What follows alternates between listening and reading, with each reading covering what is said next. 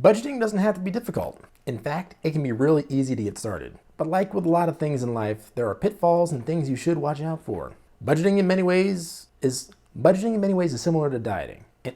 Budgeting in many ways is similar to dieting and exercising to maintain a healthy weight. Most of us try to make positive choices, but it's just easier to order pizza and soda and binge watch Netflix than it is to, let's say, eat steamed broccoli and chicken and spend 30 minutes on the treadmill and 45 minutes lifting weights. It is very similar with budgeting. Don't fret, however. With a little know-how and practice and discipline, over a period of time, you too can get very good at it, much like with diet and exercise. In this video, we're going to go over the basics of budgeting and explain some of the concepts and pitfalls in easy to understand language so that you can get started when you're done watching all the way to the end.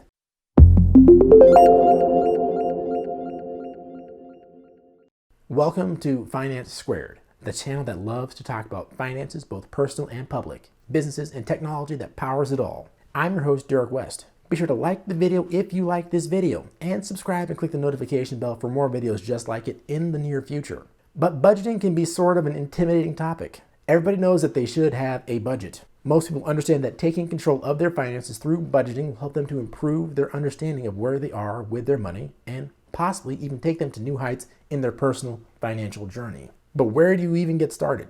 Well, that's why this video is being made. We're going to talk about the basics of budgeting, how to get started immediately. No more waiting, but more action taking. And we're going to make it easy to understand as third order partial differential equations. Wait a second. Actually, no, we're going to make it easy to understand as your ABCs, your 1, 2, 3s, and or your do, re, mi's. And that is key to being able to take action immediately. The sooner you take action to get a hold of your finances, the sooner you can improve. Remember, whatever gets measured gets managed. And with that, let's dive right in. If we want to get down to the basics, a budget is a financial plan that takes income and expenses into account and provides estimates for how much you make and spend over a certain period of time. No more, no less. So you can have a budget for a day.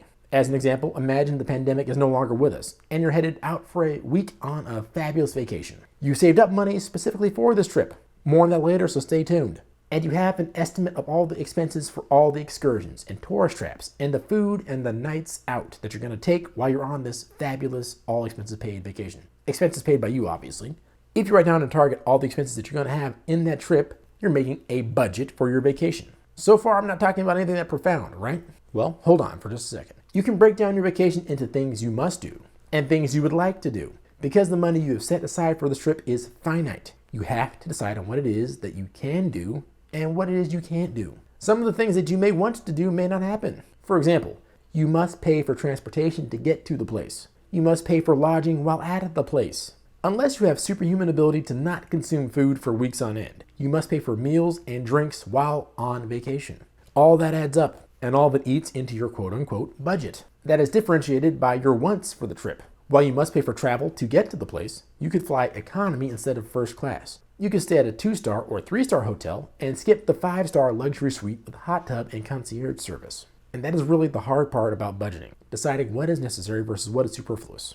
That means unnecessary for those of us that have a public education. You see, it's all about the decisions you need to make on what is necessary and what is not, and fitting that within the financial constraints that you currently have. And with that, let's dive into the fundamentals of budgeting. And these concepts are relatively easy to understand. First things first, you have fixed expenses. Those are expenses that stay the same from month to month, such as rent, or maybe you have a mortgage, things like that. A fixed expense could be either a want or a need. As an example, you could rent a luxury condo in the expensive part of town if you want to live the high life in the chic area of your city. Or you could rent a basic apartment in a nice, safe neighborhood that has all the amenities you need and nothing else. You need a place to stay. You do not need to live in a luxury apartment. Again, if you're into home ownership, you could buy a house that fits your personal situation. A nice 3-bedroom, 2-bath house with a garage for your car and a picket fence for your garden. Or you could get a 5-bedroom, 5-bathroom mega mansion in an exclusive neighborhood in the best school district in the state. Both would be fixed costs for you. Some argue that a house is also an investment, and I'm not going to argue on that particular point here. I will in a future video, however. Like and subscribe. The point that I'm trying to make on the mansion is that it is not a need. You need a roof over your head, and maybe a mansion is a good investment, maybe it isn't. But you could just live in a regular old house. Next up in budgeting basics, we have flexible expenses. Expenses that change from month to month, such as utilities that vary based on utilization. Again, with fixed expenses, flexible expenses can be wants or they can be needs. You need to eat. And the quantity that you eat is going to vary from month to month based on the constant rise and fall of prices in food in your market and your general appetite. Same with utilities like your electric bill. In the summer months, your electric bill is going to be higher because you're using a lot of air conditioning. In the winter months, your electricity bill tends to be higher as well because you're spending more time indoors and sometimes your people's heaters run off of electricity and things like that. The flexibility in those expenses come from the amount that you can control. For example, how much you're going to eat out versus staying at home to eat, or whether you buy in bulk and meal prep for the week before, or if you eat out at restaurants day after day. All of that can affect how much you spend on flexible expenses. Your total expenses are the summation of those two types of expenses.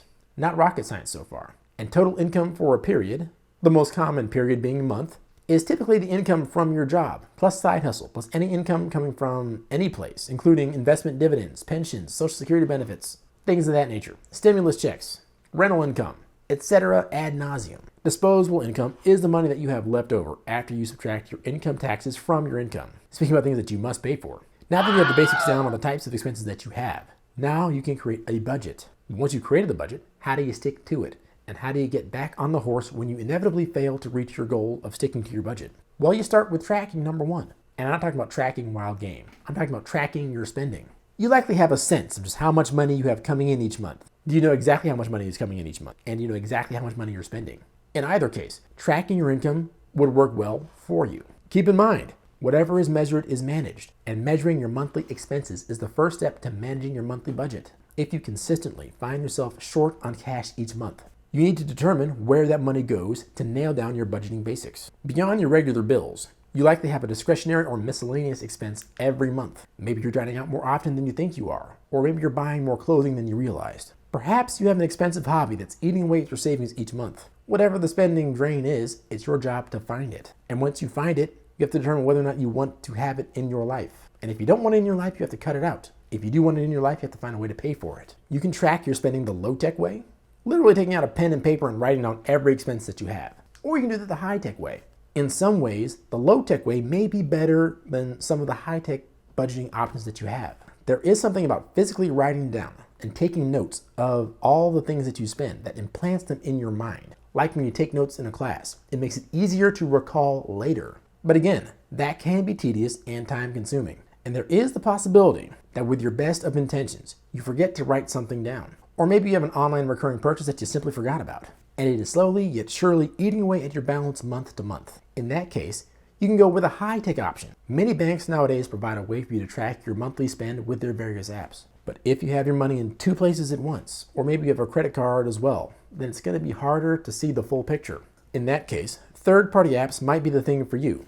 Apps like Mint, for example, or YNAB, or Every Dollar, are apps that you can utilize to help you track every dollar that you spend. And they'll give you the fuel and the information that you need to make the tough choices. Speaking of which, make the tough choices. That is the second step to budgeting. Now, there's an elephant in the room that we haven't discussed yet, and we might as well talk about it now.